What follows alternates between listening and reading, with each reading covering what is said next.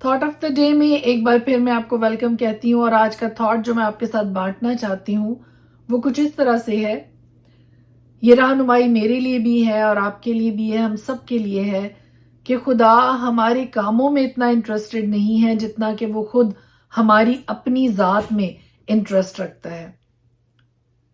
کیونکہ خدا کا کلام بڑی صفائی کے ساتھ یہ کہتا ہے کہ ہماری نیکیاں گندی دھجیوں کی مانند ہیں. ہم اپنے کاموں کے وسیلہ سے نجات نہیں پاتے ہیں، نہ ہی اپنے کاموں کے ذریعہ سے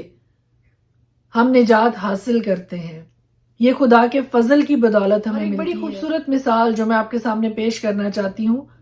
جب خداوند یسوع مسیح یوحنا کے پاس بپتسمہ لینے کے لیے آیا کہ وہ پانی کا بپتسمہ اس کو دے، اور یسوع بپتسمہ پا کر دعا کر رہا تھا تو لکھا ہے کہ آسمان کھل گیا اور روح القدس جسمانی صورت میں کبوتر کی مانند اس پر نازل ہوا، اور آسمان سے آواز آئی کہ تو میرا پیارا بیٹا ہے، تجھ سے میں خوش ہوں. حالانکہ ابھی خداوند یسوع مسیح نے نہ ہی خدمت کا آغاز کیا، نہ ہی کام کرنے شروع کیے، نہ ہی معجزات کرنے شروع کیے،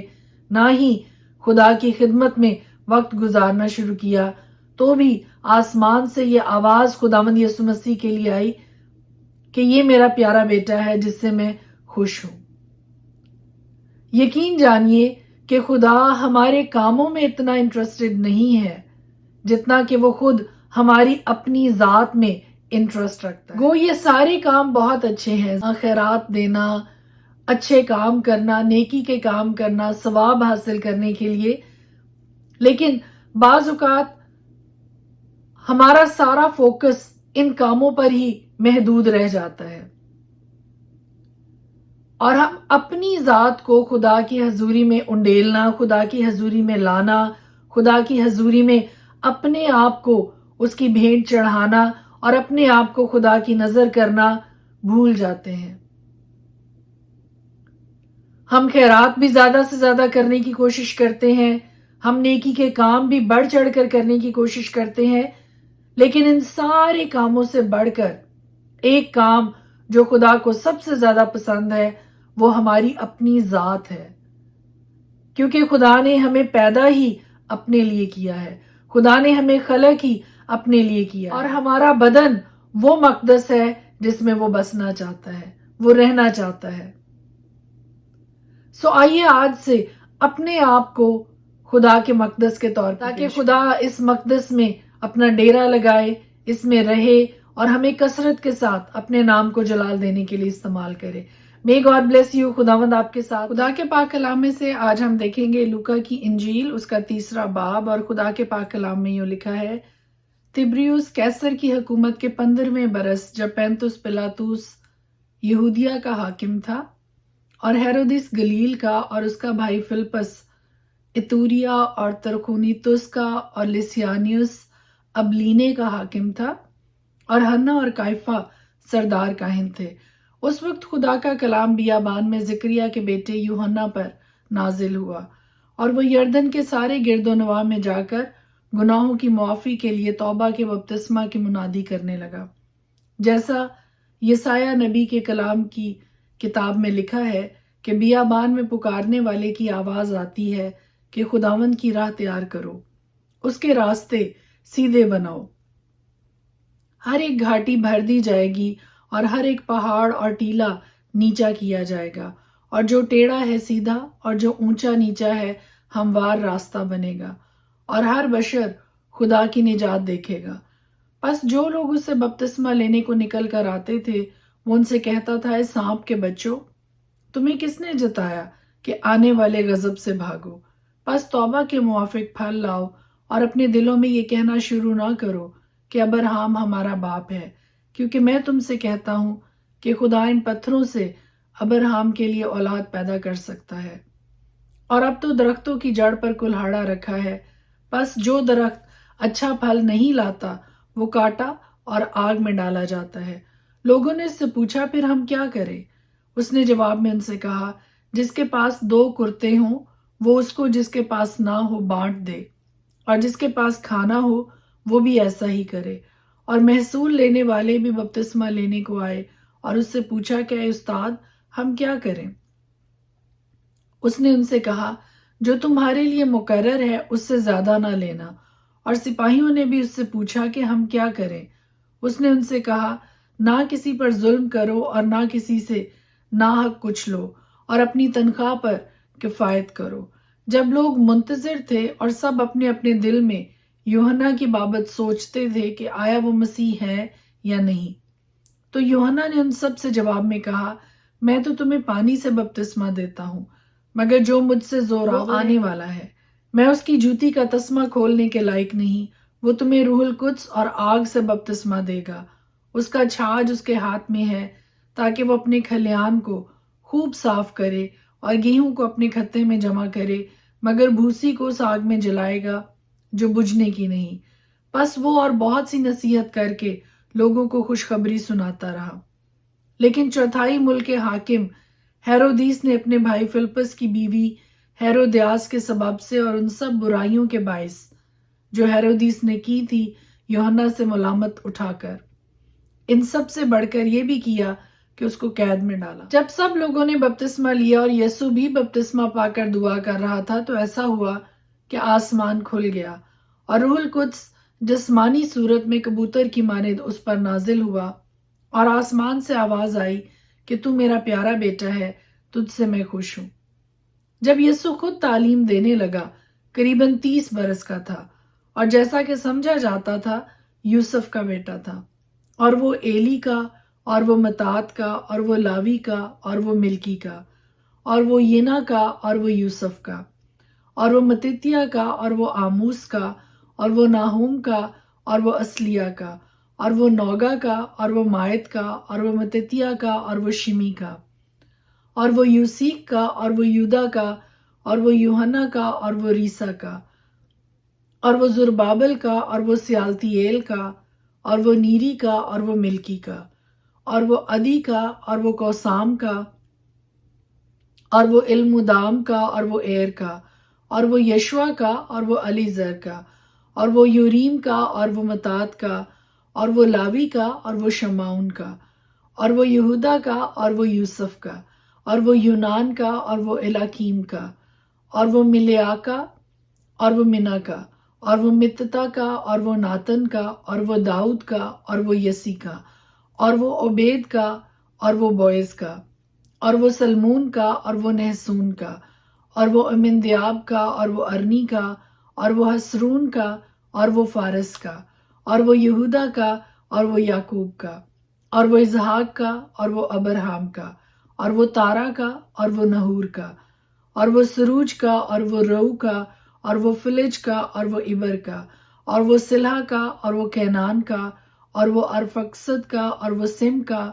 اور وہ نو کا، اور وہ لمک کا، اور وہ متوسلہ کا، اور وہ ہنوک کا، اور وہ یارد کا، اور وہ مہللیل کا، اور وہ کینان کا، اور وہ انوس کا، اور وہ سیت کا، اور وہ آدم کا، اور وہ خدا کا تھا۔ پرانی عہد نامہ میں سے ہم دیکھیں گے احبار کی کتاب اس کا 3 باب، اور اگر اس کا چڑھاوا سلامتی کا ذبیحہ ہو اور وہ گائے بیل میں سے کسی کو چڑھائے تو خواہ وہ نر ہو یا مادہ، پر جو بے عیب ہو اسی کو وہ خداوند کے حضور چڑھائے، اور وہ اپنا ہاتھ اپنے چڑھاوے کے جانور کے سر پر رکھے اور خیمہ اجتماع کے دروازہ پر اسے ذبح کرے، اور ہارون کے بیٹے جو کاہن ہے اس کے خون کو مذبح پر گردا گرد چھڑکے، اور وہ سلامتی کے ذبیحہ میں سے خداوند کے لیے آتشی قربانی گزرانے، یعنی جس چربی سے انتڑیاں ڈھکی رہتی ہیں، اور وہ ساری چربی جو انتڑیوں پر لپٹی رہتی ہے، اور دونوں گردے اور ان کے اوپر کی چربی جو کمر کے پاس رہتی ہے، اور جگر پر کی جھلی گردوں سمیت ان سبوں کو وہ جدا کرے۔ اور ہارون کے بیٹے انہیں مذبح پر سوختنی قربانی کے اوپر جلائیں جو ان لکڑیوں پر ہوگی جو آگ کے اوپر ہیں۔ یہ خداوند کے لیے راحت انگیز خوشبو کی آتشی قربانی ہے۔ اور اگر اس کا سلامتی کے ذبیحے کا چڑھاوا خداوند کے لیے بھیڑ بکری میں سے ہو تو خواہ وہ نر ہو یا مادہ، پر جو بے عیب ہو اسی کو وہ چڑھائے۔ اگر وہ برا چڑھاتا ہو تو اسے خداوند کے حضور چڑھائے، اور اپنا ہاتھ اپنے چڑھاوے کے جانور کے سر پر رکھے اور اسے خیمہ اجتماع کے سامنے ذبح کرے، اور ہارون کے بیٹے اس کے خون کو مذبح پر گردا گرد چھڑکیں۔ اور وہ سلامتی کے ذبیحہ میں سے خداوند کے لیے آتشی قربانی گزرانے، یعنی اس کی پوری چربی بھری دم کو وہ ریڑھ کے پاس سے الگ کرے، اور جس چربی سے انتڑیاں ڈھکی رہتی ہیں اور وہ ساری چربی جو انتڑیوں پر لپٹی رہتی ہے، اور دونوں گردے اور ان کے اوپر کی چربی جو کمر کے پاس رہتی ہے، اور جگر پر کی جھلی گردوں سمیت ان سبوں کو وہ الگ کاہن انہیں مذبح پر جلائے۔ یہ اس آتشی قربانی کی غذا ہے جو خداوند کو گزرانی جاتی ہے، اور اگر وہ بکرا یا بکری چڑھاتا ہو تو اسے خداوند کے حضور چڑھائے، اور وہ اپنا ہاتھ اس کے سر پر رکھے اور اسے خیمہ اجتماع کے سامنے ذبح کرے، اور ہارون کے بیٹے اس کے خون کو مذبح پر گردا گرد چھڑکیں، اور وہ اس میں سے اپنا چڑھاوا آتشی قربانی کے طور پر خداوند کے حضور گزرانے، یعنی جس چربی سے انتڑیاں ڈھکی رہتی ہیں اور وہ سب چربی جو انتڑیوں پر لپٹی رہتی ہے، اور دونوں گردے اور ان کے اوپر کی چربی جو کمر کے پاس رہتی ہے، اور جگر پر کی جھلی گردوں سمیت ان سبوں کو وہ الگ کرے، اور کاہن ان کو مذبح پر جلائے۔ یہ اس آتشی قربانی کی غذا ہے جو راحت انگیز خوشبو کے لیے ہوتی ہے، ساری چربی خداوند کی ہے۔ یہ تمہاری سب سکونت گاہوں میں نسل در نسل ایک دائمی قانون رہے گا کہ تم چربی یا خون مطلق نہ کھاؤ۔ احبار کی کتاب اس کا 4 باب۔ اور خداوند نے موسیٰ سے کہا کہ بنی اسرائیل سے کہہ کہ اگر کوئی ان کاموں میں سے جن کو خداوند نے منع کیا ہے کسی کام کو کرے اور اس سے نادانستہ خطا ہو جائے، اگر کاہن ممسوح ایسی خطا کرے جس سے قوم مجرم ٹھہرتی ہو، تو وہ اپنی اس خطا کے واسطے جو اس نے کی ہے ایک بے عیب بچڑا خطا کی قربانی کے طور پر خداوند کے حضور گزارے۔ اس بچڑے کو خیمہ اجتماع کے دروازہ پر خداوند کے آگے لائے اور بچڑے کے سر پر اپنا ہاتھ کے آگے ذبح کرے، اور وہ کاہن ممسوح اس بچڑے کے خون میں سے کچھ لے کر اسے خیمہ اجتماع میں لے جائے، اور کاہن اپنی انگلی خون میں ڈبو ڈبو کر اور خون میں سے لے مقدس کے پردہ کے سامنے 7 بار خداوند کے آگے چھڑکے،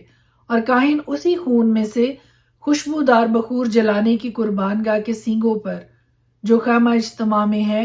خداوند کے آگے لگائے، اور اس بچڑے کے باقی سب خون کو سوختنی قربانی کے مذبح کے پایا پر جو خیمہ اجتماع کے دروازہ پر ہے انڈیل دے۔ پھر وہ خطا کی قربانی کے بچڑے کی سب چربی کو اس سے الگ کرے، یعنی جس چربی سے انتڑیاں ڈھکی رہتی ہیں اور وہ سب چربی جو انتڑیوں پر لپٹی رہتی ہے، اور دونوں گردے اور ان کے اوپر کی چربی جو کمر کے پاس رہتی ہے، اور جگر پر کی جھلی گردوں سمیت ان سبوں کو وہ ویسے ہی الگ کرے جیسے سلامتی کے ذبیحہ کے بچڑے سے وہ الگ کیے جاتے ہیں، اور کاہن ان کو سوختنی قربانی کے مذبح پر جلائے، اور اس بچڑے کی کھال اور اس کا سب گوشت اور سر اور پائے اور انتڑیاں اور گوبر، یعنی پورے بچڑے کو لشکر گاہ کے باہر کسی صاف جگہ میں جہاں راکھ پڑتی ہے لے جائے، اور سب کچھ لکڑیوں پر رکھ کر آگ سے جلائے، وہ وہیں جلایا جائے جہاں راکھ ڈالی جاتی ہے۔ اگر بنی اسرائیل کی ساری جماعت سے انجانے چوک ہو جائے اور یہ بات جماعت کی آنکھوں سے چھپی تو ہو،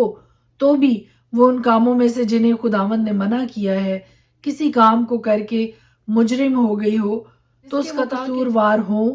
معلوم ہو جانے پر جماعت ایک بچڑا خطا کی قربانی کے طور پر چڑھانے کے لیے خیمہ اجتماع کے سامنے لائے، اور جماعت کے بزرگ اپنے اپنے ہاتھ خداوند کے آگے اس بچڑے کے سر پر رکھیں، اور بچڑا خداوند کے آگے ذبح کیا جائے، اور کاہن ممسوح اس بچڑے کے خون میں سے کچھ خیمہ اجتماع میں لے جائے، اور کاہن اپنی انگلی اس خون میں ڈبو ڈبو کر اسے پردہ کے سامنے 7 بار خداوند کے آگے چھڑکے، اور اسی خون میں سے مذبح کے سینگوں پر جو خداوند کے آگے خیمہ اجتماع میں ہے لگائے، اور باقی سارا خون سوختنی قربانی کے مذبح کے پایا پر جو خیمہ اجتماع کے دروازہ پر ہے انڈیل دے، اور اس کی سب چربی اس سے الگ کر کے اسے مذبح پر جلائے۔ وہ بچڑے سے یہی کرے، یعنی جو کچھ خطا کی قربانی کے بچڑے سے کیا تھا وہی اس بچڑے سے کرے، یوں کاہن ان کے لیے کفارہ دے تو انہیں معافی ملے گی، اور وہ اس بچڑے کو لشکر گاہ کے باہر لے جا کر جلائے جیسے پہلے بچھڑے کو جلایا تھا۔ یہ جماعت کی خطا کی قربانی ہے۔ اور جب کسی سردار سے خطا سرزد ہو اور وہ ان کاموں میں سے جنہیں خداوند نے منع کیا ہے کسی کام کو نادانستہ کر بیٹھے اور مجرم ہو جائے، تو جب وہ خطا جو اس سے سرزد ہوئی ہے اسے بتا دی جائے تو وہ ایک بے عیب بکرا اپنی قربانی کے واسطے لائے اور اپنا بکرے کے سر پر رکھے اور اسے اس جگہ ذبح کرے جہاں سوختنی قربانی کے جانور خداوند کے آگے ذبح کرتے ہیں۔ یہ خطا کی قربانی ہے۔ اور کاہن خطا کی قربانی کا کچھ خون اپنی انگلی پر لے کر اسے سوختنی قربانی کے مذبح کے سینگوں پر اور اس کا باقی سب خون سوختنی قربانی کے مذبح کے پایا پر انڈیل دے اور سلامتی کے ذبیحہ کی چربی کی طرح اس کی سب چربی مذبح پر جلائے۔ یوں کاہن اس کی خطا کا کفارہ دے تو اسے معافی ملے گی۔ اور اگر کوئی عام آدمیوں میں سے نادانستہ خطا کرے اور ان کاموں میں سے جنہیں خداوند نے منع کیا ہے کسی کام کو کر کے مجرم ہو جائے، تو جب وہ خطا جو اس نے کی اسے بتا دی جائے تو وہ اپنی اس خطا کے واسطے جو اس سے سرزد ہوئی ہے ایک بے عیب بکری لائے